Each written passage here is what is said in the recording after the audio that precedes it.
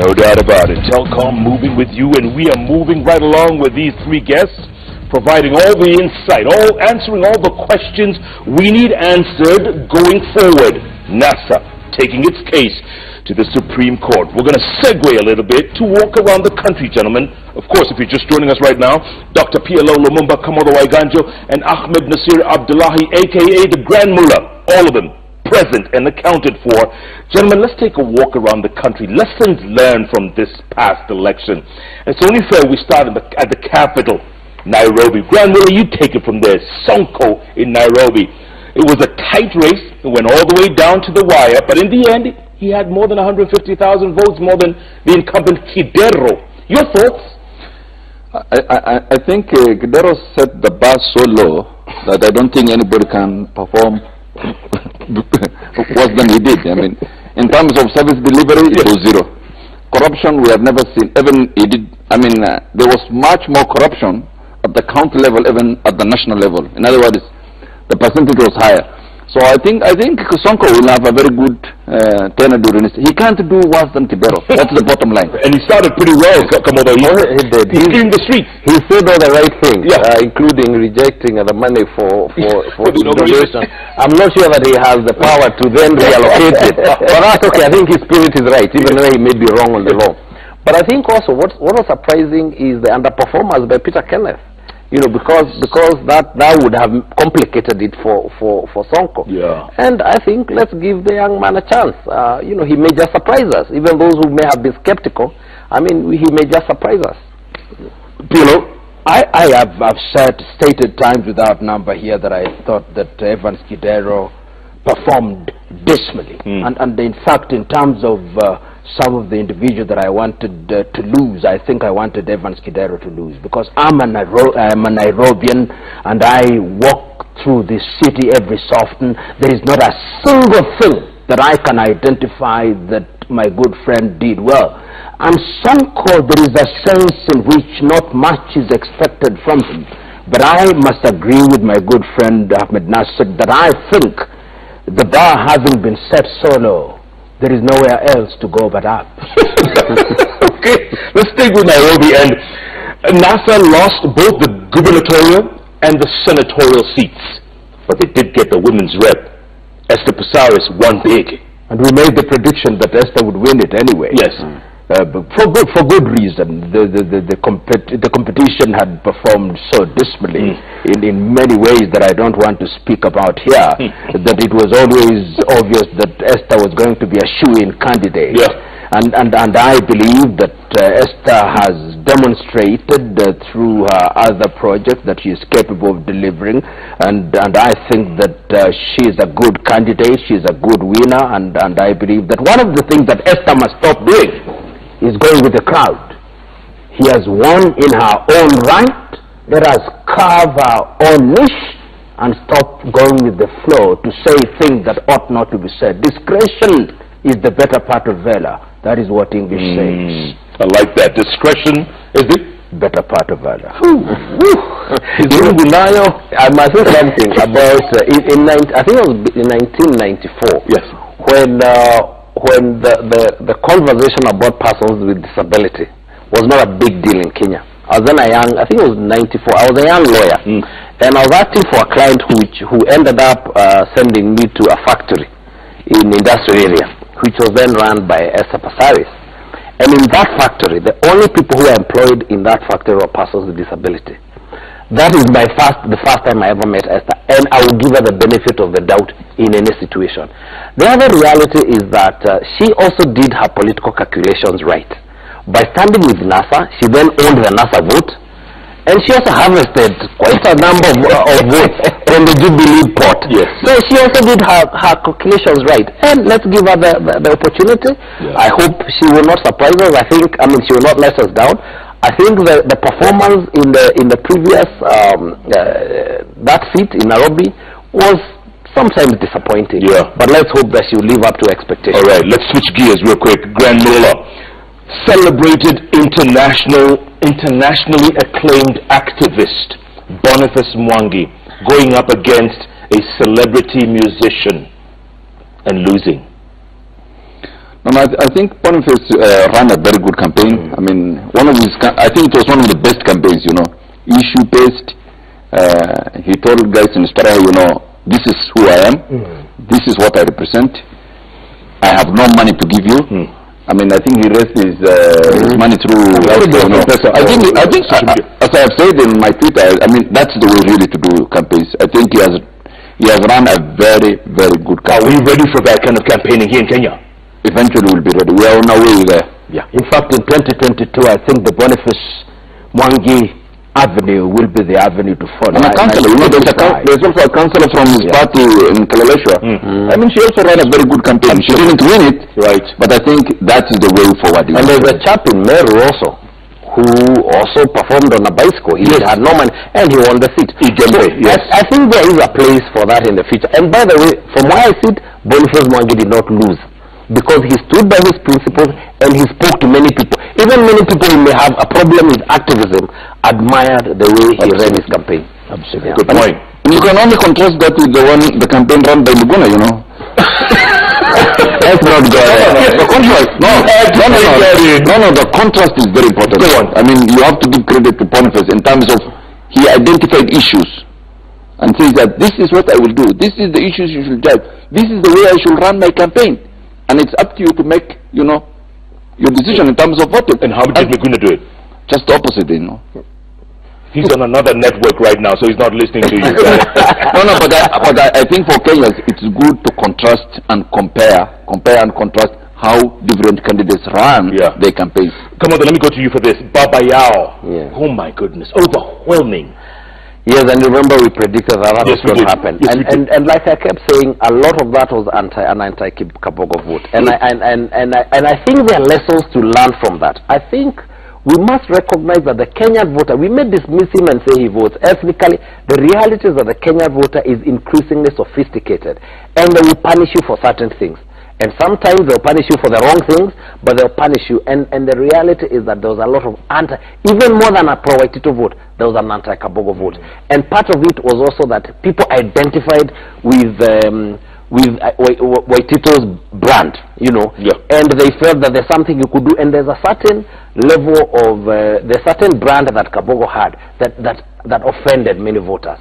And I think those going into the future, we must have a lot more respect for the voter than was shown by many, not just Kabogo, many governors who lost, because they assumed the voter. And I think there are lessons to be learned from that loss. I was going to say that PLO, I think about 20 governors lost their seats.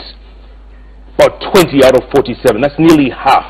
And that is a good thing, because what the voter is saying is that we weighed you on the scale and we found you wanting. And there are specific issues. Most of them relate to governance, corruption, embezzlement, misuse of money.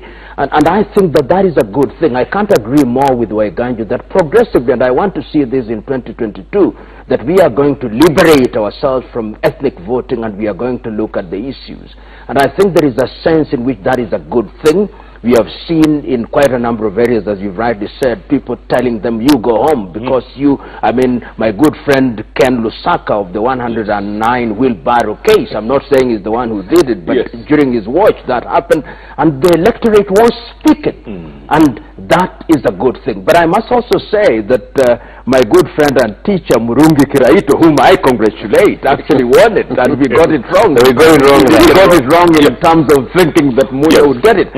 And I think that there is a sense in which the electorate was sending a message to Munya that there are certain things that you did not do right. It's not lost on me that, of course, he's petitioning, and one cannot tell the outcome. But if you look at many areas, the electorate is saying that we are going to examine you. We are going to put you on the weighing scale. If you read the Bible, there is the saying, mene, tekel, ufar, sim. You've been weighed on the scale and you've been found wanting. And we are sending you home. They send them home. You better read your Bible. Mene, tekel, ufar, sim. That is found in the Bible. In fact, the best sophistication of the voter is in two neighboring counties, I think Murang'a and Kirinyaga. If you look at the performance of the previous governors, the dynamics of the two countries are very similar. You cannot talk about clanism, you cannot talk about parties because they were running on the similar platforms. The governor in Kirinyaga was, I think, number 4. Yes. He got about 10,000 Right. votes, while the winning candidate got about 160,000.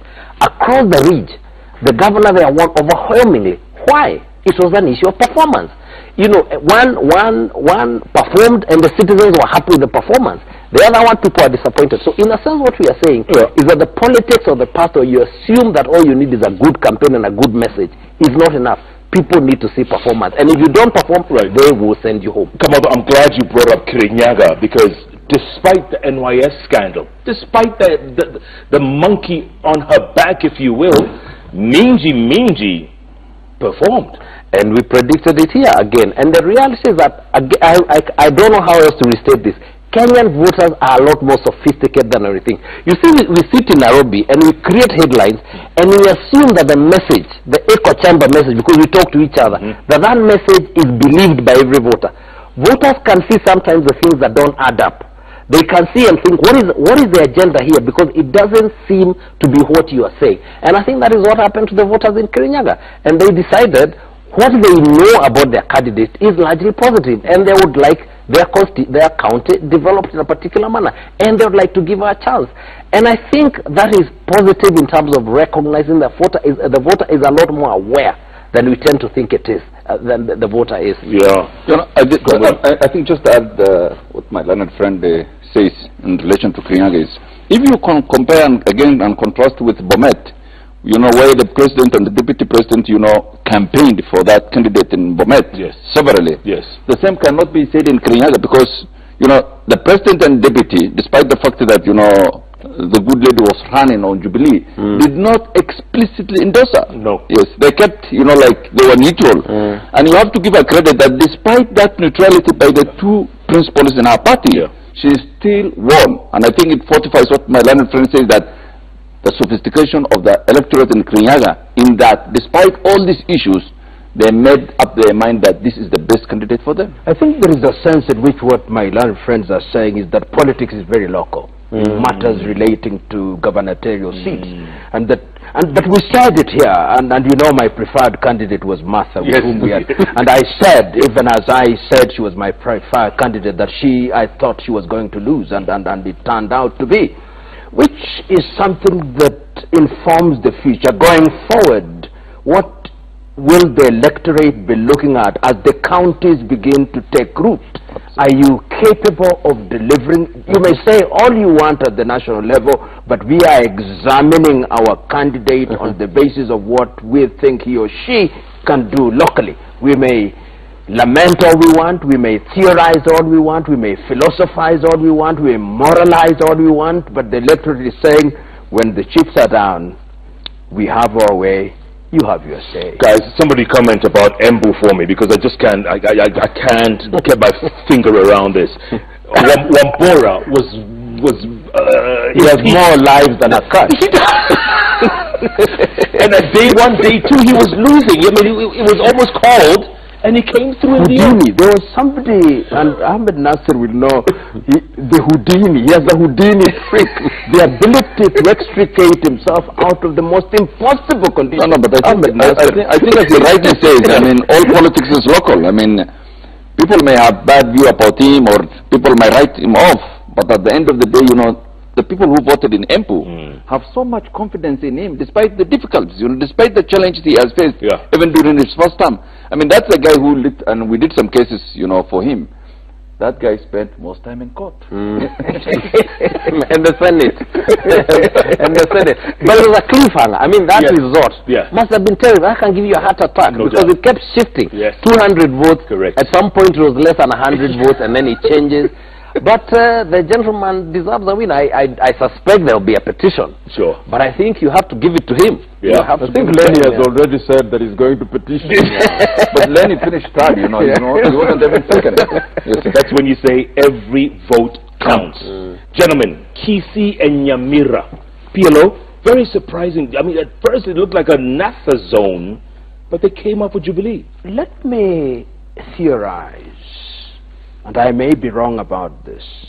You know, we said here that during the NASA campaign, certain statements were made about land. And let us not think that these are very simple things.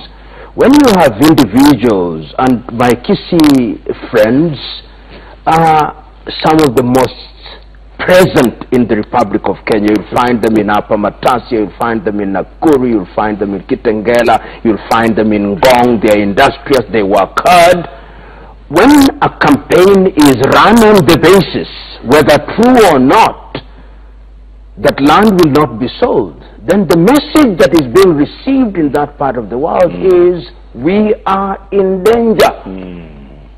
And the way that the electorate then responds is to say, better the devil we know than the angel we do not know. That is my theory. Yeah. You guys agree? I think so. That Kisii, in 2013, I believe the Kisii vote for the Jubilee was about 27%. I believe the combined vote now is an average of 50%. That's a huge improvement. Yeah. What was different about how the campaigns were run, from what my friends from Kisii tell me, is that the campaigns in Kisii land were run by professionals. A lot of, if you talk to the Kisii professionals in Nairobi, many of them actually moved every weekend and they funded their campaign. And I think there's a message that resonated there, that it is good for us to be part of government. But that issue that Prof has raised was very, very important. I think the message about land, the people who that message was addressed to, both those who perceive themselves to be victims and those who perceive themselves, understood it. You know, however else out here we could couch it and assume that it was a very innocent statement. There's a phrase the Americans call dog whistling. The people to whom it was addressed understood what it was saying. And I think part of why NASA paid a price was actually that statement. Because if you go to Kajiado, the bulk of the people who are called outsiders, which is very unfortunate, many of them are actually more from Kisila than even Central Kenya. But you know, what does that show? You know, it shows the tragedy of Kenyan politics, because it was not in NASA's manifesto. You know, this land issue was not in their manifesto. I mean, this was, you know, an ad hoc policy that Raila thought would resonate very well with a certain constituency. But unfortunately, it boomeranged on him. Right. And that's the tragedy. And it shows, you know, the shallowness of our politics. If it's not in your manifesto, why do you sell that policy on a certain specific constituency? Yes. Glenn Muller, Deputy President William Ruto's forays and frequent forays into Western province, Western counties, it worked. Absolutely. I mean, it worked, because if you look at the number of votes, you know, the President Jubilee got in Bungoma. Yeah. I mean, that was one of the factors why Raila lost. But also it's one of the facts why Jubilee has almost an absolute majority in Parliament, because they have won quite a number of seats in Western Kenya. Yeah. So, I mean, the more constituencies you visit, the better. The more regions you visit, the better. And the message also is important, because I think Jubilee showed Western Kenya that it can have a place in a Jubilee government. Yes. But there is a sense in which, and the voter is very realistic, in as much as, and I agree with Ahmed Nasser, that the forays also helped, but there were certain very symbolic issues. This is speculation. The injection of funds into Mumias, you are speaking to the sugar farmer. You have addressed pan pepper. You are speaking to the issues that are in that area. And I think that those are things, whether done late in the day, they are telling the voter in that part of the world, we are beginning to address your issues. We are creating employment through pan pepper, through Mumias, and even in Zoya, I think there was an injection. Even in Budalangi, notwithstanding that the bridge collapsed at a certain stage, but it was there in the first phase. Yes. So it is all these factors conjoined that, in my view, help the current administration to make a dent in Western Province. And the last thing, historically, Western Province has been very democratic, and I'm using the word democratic very liberally. They are not a consolidated unit as you would find in Nyanza. Although this time around, every critic or analyst was saying Western was going to vote as a bloc. But can I interject a little bit? I think probably we need to appreciate that the Western voter could not understand or appreciate the positions that was given to the two principals in NASA. That is, you know, Musalia Mudavadi and Wetangula. Whereas, you know, the Kenyan can easily understand when one is made a president and is handmade. These positions that were promised to these two candidates from Western Kenya could not be internalized or even probably conceptualized by the voter. So they thought, no, probably there's a road deal here. That's a very interesting point. Yeah. So I guess my question is, did Mudavadi deliver for NASA, Kamodo? No, he did not. Not in the way that he was expected to deliver, because the assumption was, and we had this conversation with two prominent gentlemen from that area. The assumption was that the Mulembe vote would now be in one basket, delivered by Mudavadi for the first time, I think, since Kijano Amalo. But the truth of the matter is that the vote was divided even much more than it was in 2013. So it just says again that the dynamics, and I keep emphasizing that the voter is a very different voter from the 2007 voter. And I think there are certain things that inform the patterns of voting that analysts will now go and check. People need to go and understand, so that you craft your message for the elections 2022. The good thing for the Jubilee government is that, unlike 2013, when they had, you could draw the very few areas in which they had majorities, they actually now have presence in most of the country. And I think it is important now going forward that whichever administration they craft reflects not just their core constituencies, but as much as possible their national spread, including in areas where they may not have had votes. Because I think what we are saying is that let us move together as a nation while we recognize that we are also reacting to the political realities. And I think it gives Jubilee a very good opportunity to do that, because they have a fairly national spread from Turkana and everywhere. There is something that I think, just to add on to what Waiganji is saying. You know, Jubilee became a political party, so when you went to the ballot, you are voting Jubilee. Yeah. NASA, there was nothing on the ballot called NASA. Right. When you went and picked the ballot, what you had was Honorable Raila Amolo Odinga and Kalonzo Musyoka under ODM, and I want to believe that there are voters who went there and were looking for NASA. And what they found was ODM, they found ANC, they found WIPA, they found CCM, and they were wondering, what is it that we have? And I think that is a message to NASA that if you want to go forward, you had better convert this particular edifice of a thing into a political party, so that we are able to see that there is a NASA that we are voting for. I think that also might have worked against NASA. Had Mudavadi been the flag bearer, and this hindsight is 2020, would it have been different? I don't think so. There is a sense in which I'm now convinced that in terms of traction, of the three of the, is it five of the principles, the one that has the greatest traction and appeal nationally is Raila Amolo Odinga. The others are paper tigers. Let us be blunt about it. Even if they were, the best candidate for NASA was always Raila Amolo Odinga. Which brings me to my next point, Grand Mullah. Did Kalonzo deliver Ukambani for NASA? I mean, he delivered in one sense, because unlike Mudavadi, Kalonzo delivered, the percentage was very high, and Kalonzo delivered for the president. The voter turnout in terms of, Ukambani was much higher than Western. He delivered, but I think the mistake he made is he did not concentrate on WIPA candidates. And WIPA, was almost literally wiped out. WIPA wiped out, yes. So at the presidential level, he had delivered for Raila, but at the local level, he forgot about himself. And there's a new king of Ukambani now, isn't there, Kamodo? I think the new kings of Ukambani. You can be sure that Her Excellency the Governor of Kitui will be making a claim, and His Excellency the Governor of Machakos will also be making a claim. And I think one of the good things is that even Kivoza Kibwana, even Kivoza Kibwana, his brother died in the womb. He's got a very legal convert.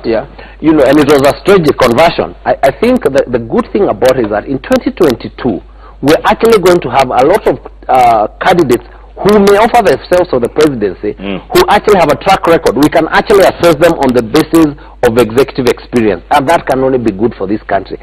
And that will probably now take us away from the conversation of assuming that we have a binary vote. It's either the candidate who represents X community or Y community, but that we actually have others who will be defined by their performance, and that can only be a good thing. Absolutely, good point. Great points all around. There are several senators who decided to take a leap of faith and try for the gubernatorial.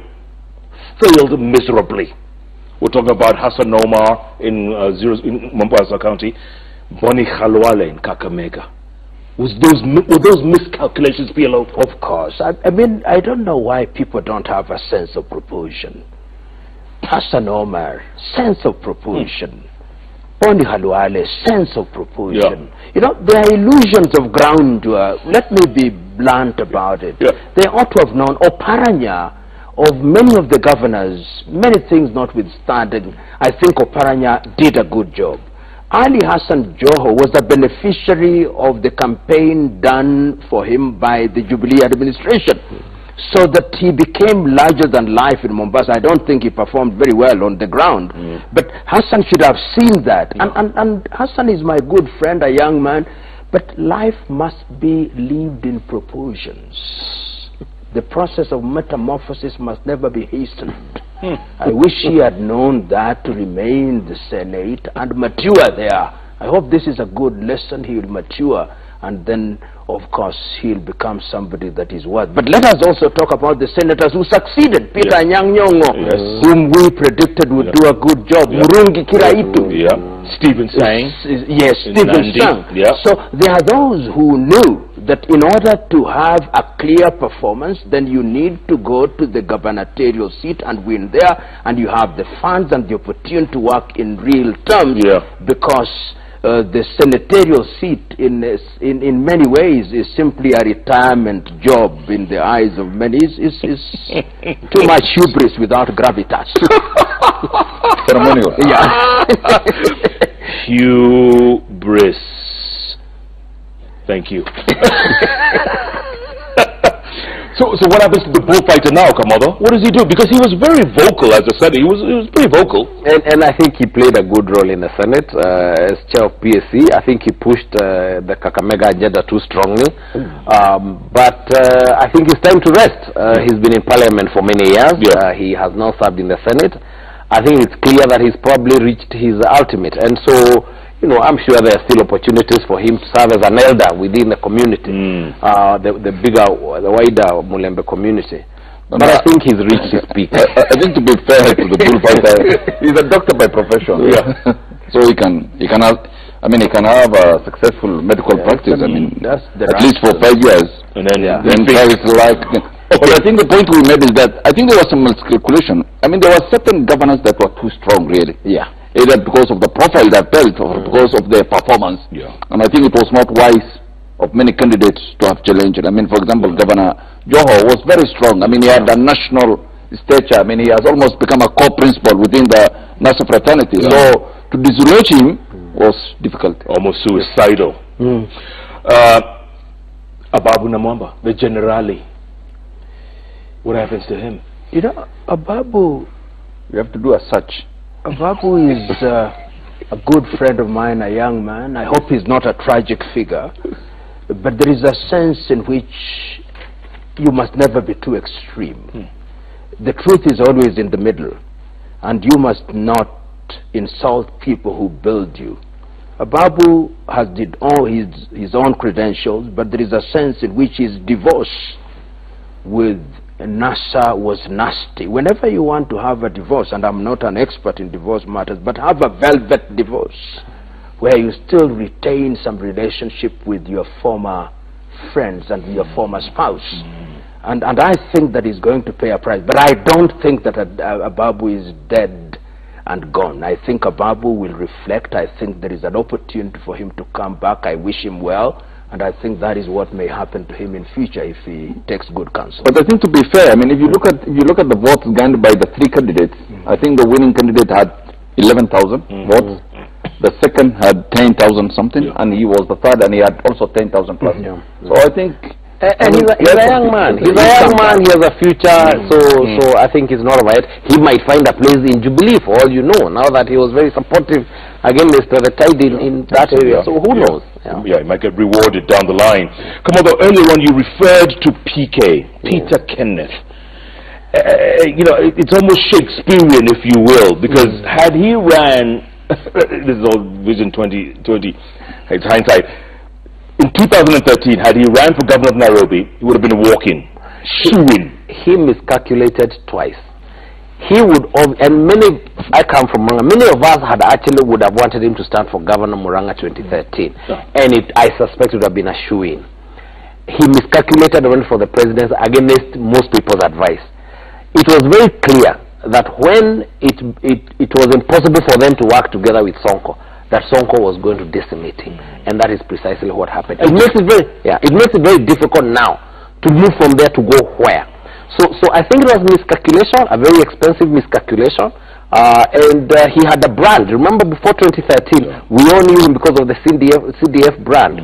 But but now the brand he has is of a loser, and I don't think that that's good for him. Yeah, but you know, the miscalculation is not, you know, running for the wrong office. When it comes to Peter Kennedy, the miscalculation is jumping from one constituency to another. Correct. I mean, you know, you are in Muranga one day, you try your luck at a national level, you don't go back to Muranga, you try your luck in there. I mean, miscalculation kills political party. Leave that to Waititu. Waititu can afford to do that and successfully, but not when you're picked. But Jeff, I hope that at a certain stage, because I think our viewers will feel that there is something remiss if we don't speak about what has happened post-election. And I hope that at a certain stage we are going to have occasion to talk about that, so that we are not seen to be ignoring the fact that certain things happened which ought not to have happened, in terms of the deaths, in terms of the raids in the civil society, in terms of the reaction of the people from Luo Nyanza. I think those are critical issues that we cannot afford the luxury of glozing over. I'm just reminding you that in the event. And I'm glad you brought that up, PLO, because today Matiang'i, the acting CS for Internal Security, he reversed that order to shut down, to close down, to deregister AFRICOG and KHRC. Your thoughts? My thoughts are very clear, that if indeed you think that a particular organization has conducted itself in a manner that is inimical to the law, then you ought to follow the law. What I would have expected to happen is that these particular bodies are given a notice to show cause why certain action should be taken. I want to believe that if done in a proper manner, then they are given the opportunity to defend themselves. I don't have the facts. And I do believe that it's possible that the law does allow the KRA to do what they did, but the timing can sometimes be very important in terms of the things that you do. My own view is that you ought to be a little bit careful, particularly at this time when the nation is still reeling from deaths and the nation is still not at ease. You don't want to be seen, particularly the current administration, as being on the warpath of eliminating people who don't oppose you. And I'm very happy that CS Matiang'i has come out and done what he did. And Kamoro, the fact that the timing, you know, critics, as we also said, the critics were saying, look, they were going to petition. It was obvious they were going to petition the presidential election, and then this happens. You see, whether that is true or not, I think from where I sit, it was a very ill-informed move. The reality is that at a time like this, and particularly for a government that has been granted such a huge mandate, it is very important to be seen to act with the confidence of a government in power, you know.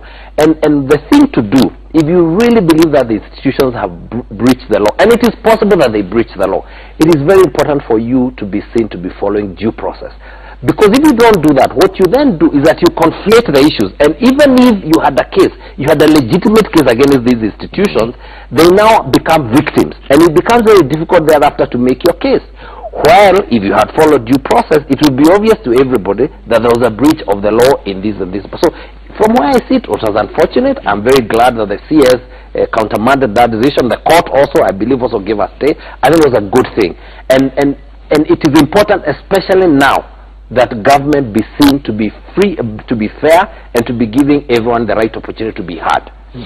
Grand Mullah, I know you've talked endlessly about... No, but you see, I mean, the last 10 days, you know, were the best 10 days in the political life of Jubilee. I mean, you know, they had a thumping win. I mean, there were a lot of celebrations. Then you have a small functionary, you know, somewhere in government that makes such a decision that almost destroys, you know, all you have built.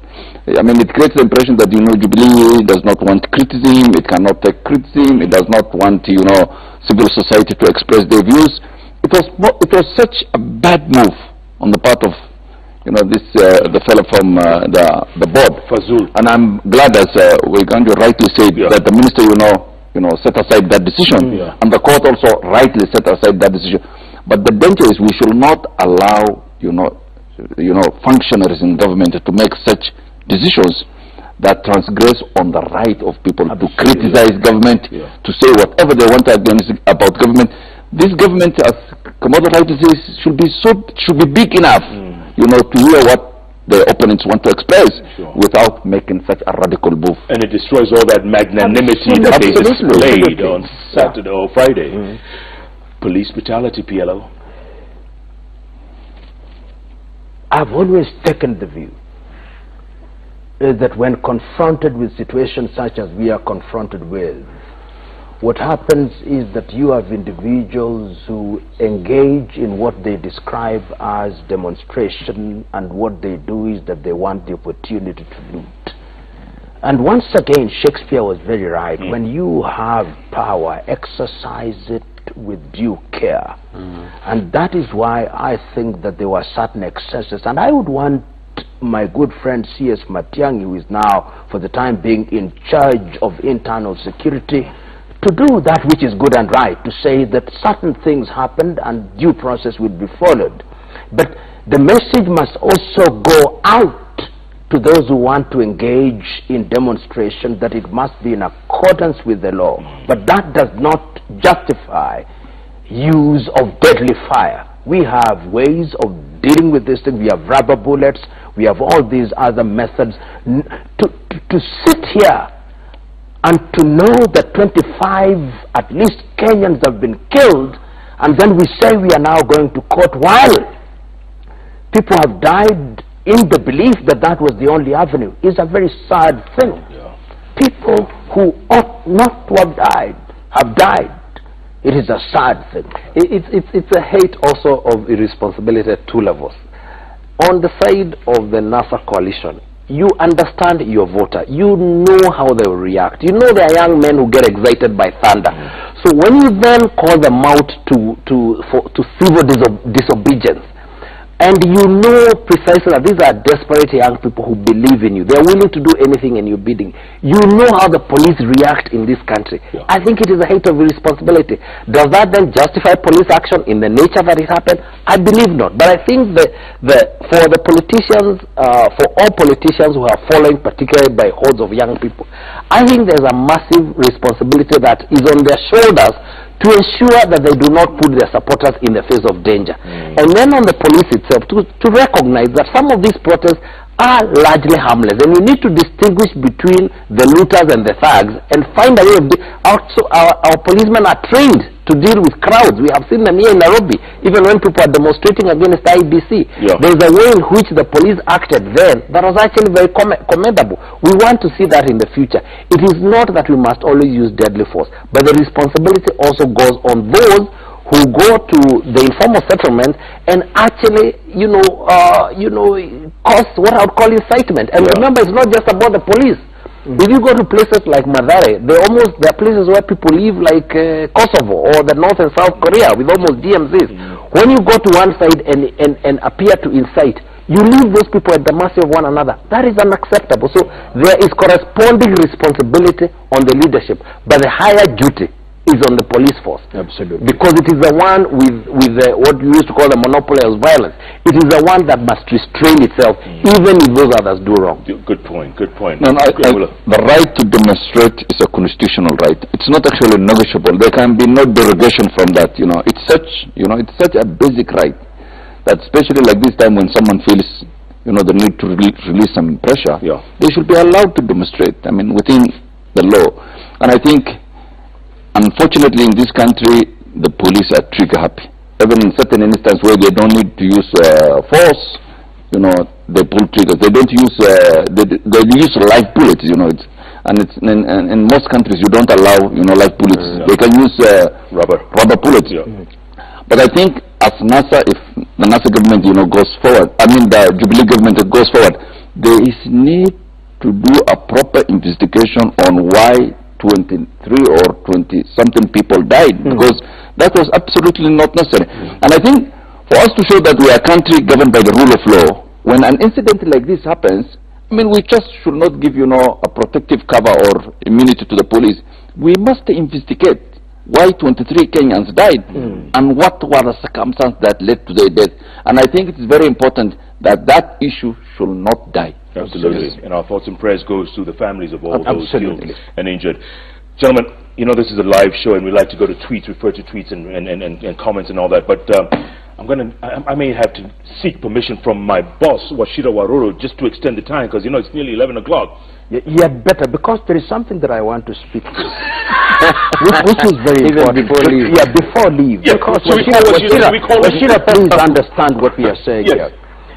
Going forward, on the assumption that the Jubilee administration remains in power, they must ask the critical question. Why is it that this NASA that had principles, and allow me to be blunt, one from Ukambani, one from Luhia, two from Luhyaland, and one from Kipsigis, why is it there is the Luo nation that came up in the manner that it did? That is a question that we must ask. Do the Luo nation feel that they are part of the country? Is there something that has happened to them? Have they been allowed to sit at the dinner table? Do they think that they sit at the dinner table as waiters and not as diners? And that is a critical issue, because going forward, this is a population, a nation with nearly 4 million people, and you cannot afford to make them feel, legitimately or otherwise, that they are not a part of the country. And going forward, if Jubilee administration remains in power, certain deliberate efforts must be made, not only in that part of the world, but in other parts, but specifically with this. If you look at that part of the world, sugar industry is almost dead, cotton industry is dead, fishing industry is dead, the lake has become a pond, there is hyacinth.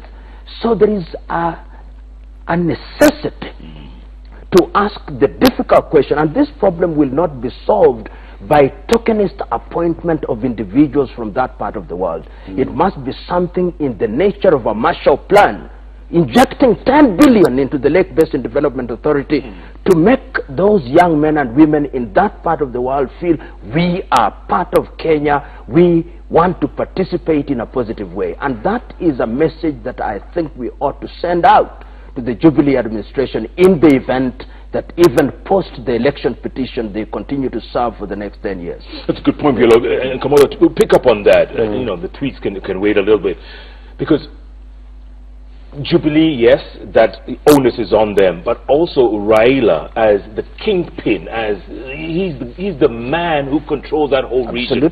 He's going to have to pass the mantle over to the next generation or to the next leadership, which is going to have to pull all of Nyanza together, if you will.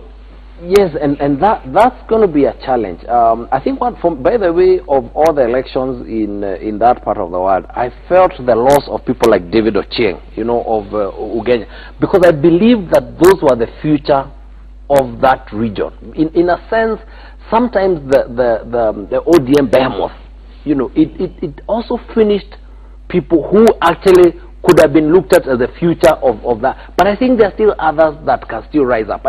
I believe Honorable Raila Odinga made the statement about 2 days ago saying he's not going to offer himself for elections again.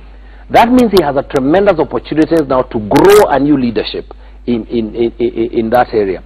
But I think that and to affirm what Prof has said, there is a conversation that will not be resolved by elections. And so elections are an important part of our political development, but they don't resolve all our questions. And that's an important question to ask. And it's easy to demonize and say, oh, these people react that way. But they're raising an issue, a question that must be answered. And whether it is perception or whether it is reality, we cannot ignore it. And one of the other questions that we must, why is it that 5 years after even devolved governments and significant resources being put in county governments, why is it that people still feel that the national government matters so much? Is this a reality or is this perception? Is it the truth, or is it that the politicians have packaged it that way so that they can make a claim for the highest office to send the message that that's all that matters?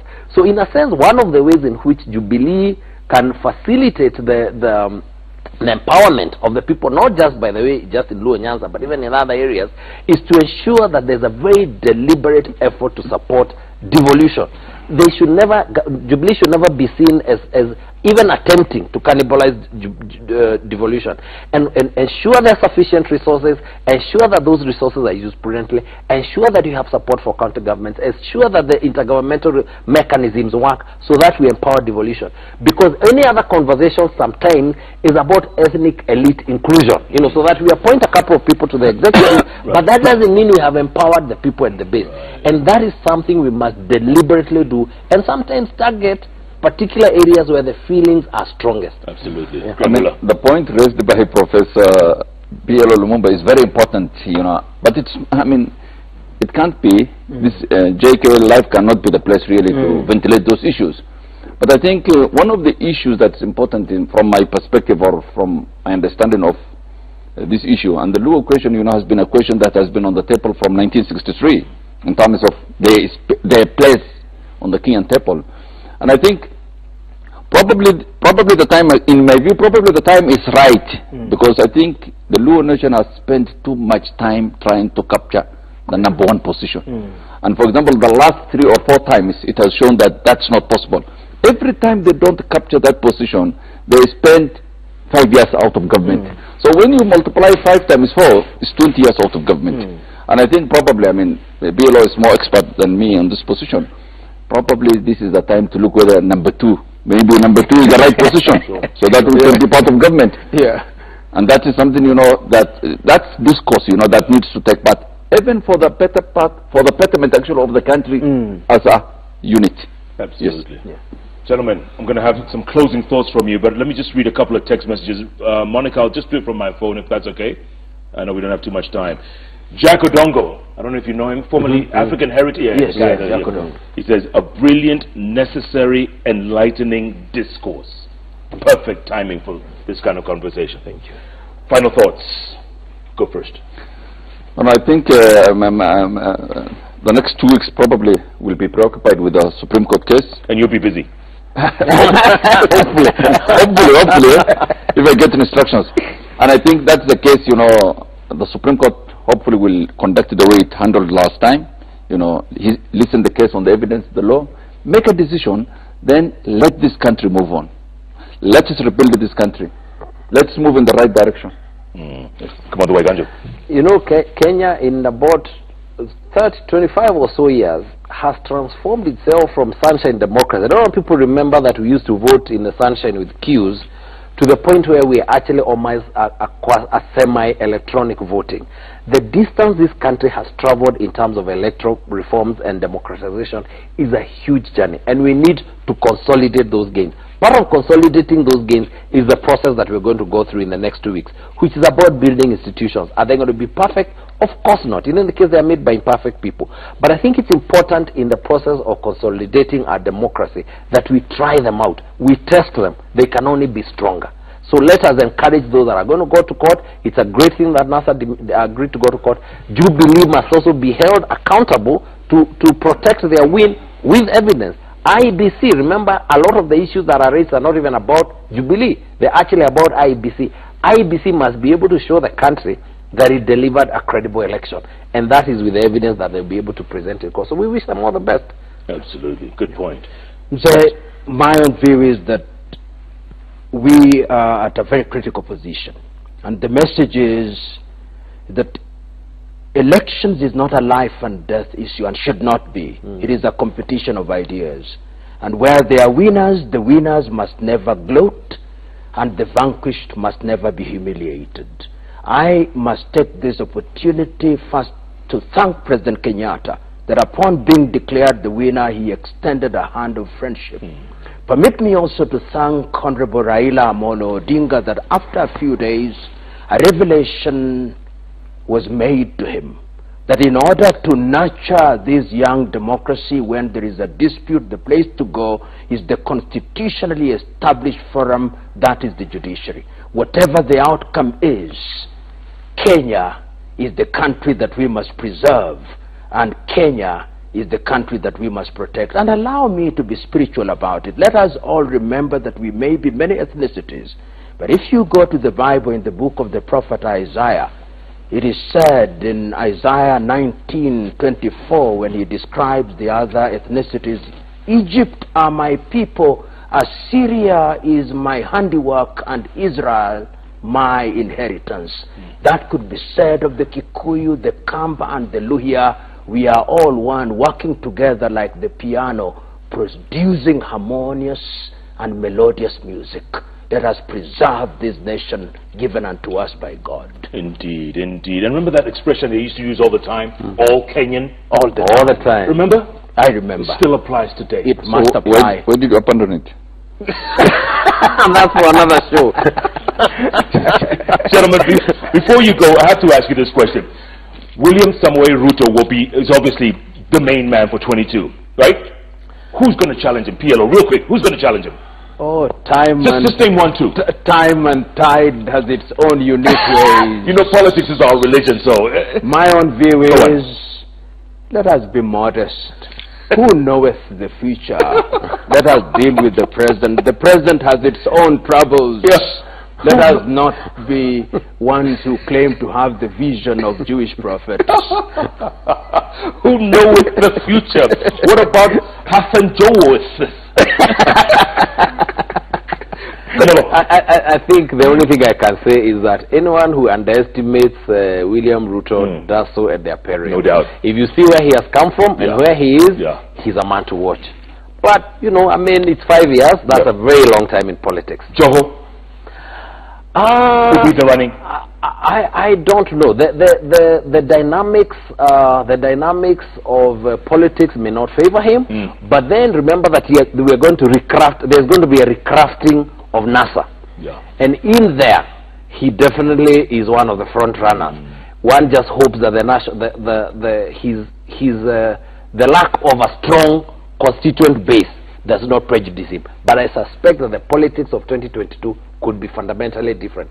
So for all you know, he could be one of those in the running, either at the top or at a number 2 position. Grand Mullah, we know for sure there will not be a Kenyatta on the ballot in 22, but there could be a Moi. I mean, I don't know. But I think the safest prediction we can make, if we want to play safe, as it relates to 2022, is that William Ruto is a front runner. Let's leave it there. Alfred Mutua. Leave it there. Leave it there. So just leave it there. Nobody wants to test this, eh? No, I mean, we don't want to make strong statements on certain candidates. Let us make the safe statements on who knows the future. The future. Monica, you want to wind this up or are we going to go to the board? Wow, Washida has given us time, by the way. It looks like it. These are tweets, right? Okay, in my opinion, I feel like this is a positive move by NASA because it will clear doubts and lay bare what Kenyans need to know. All right? My question is, does this move that NASA has made affect the opening of schools? Very practical. Very practical, but let the schools open. Let the schools open, well done. Why is Rao asking the courts to redeem themselves? Isn't that conditioning the courts? We talked about that, didn't we? Indeed. According to me, I see going to Supreme Court can't change anything. The only option that I offer to Baba is to concede and accept the defeat. Okay, that's Muhammad Amin. Jesse Kidula, you say the move by NASA is welcome. The spotlight is now on the Supreme Court to redeem itself by exercising impartiality and equality. Okay.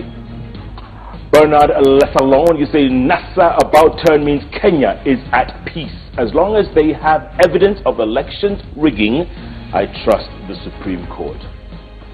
Alright. Ariro Rex, you say, what do those learned friends say about the continued tallying on the IEBC public portal, even after the announcement of the quote-unquote final results? Anyone? I think IEBC explained what was happening. Yeah.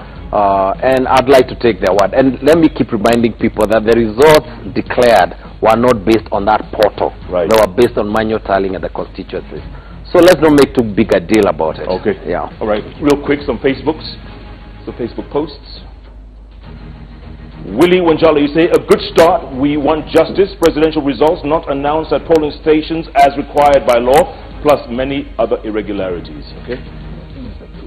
Otieno Nweno Karumanzira, you say, they have now done what should be done rather than creating tension, which was deteriorating our economy. All right.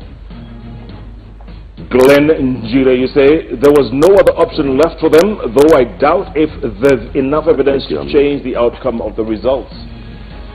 All right. That's it? Oh, okay. All right. Thank you. Gentlemen, thank you so much for your time. Thank you very much. Dr. PLO Lumumba, Kamodo Waiganjo, and of course the Grand Mullah, who may be very busy for the next 2 weeks. They can be busy too. It's clear where Jeff Koinange is happy. Thank you so much, gentlemen. Let's do this again sometime soon, Thank okay? you. Thanks so much for your time. Very much, and for you, thank you so much for joining us tonight. It's been a fascinating conversation talking to these three gentlemen who know a thing or two about the law in this country and going forward. Their hearts are in the right place. Let's hope our leaders are too. Tomorrow night, tomorrow morning, Jesus. In a few hours from now, join me and Mzee Jalas Munyewe Jalango on Hot 96 FM. Do you guys listen to us in the morning? Oh, thank you. Hot 96 tomorrow morning. It's going to be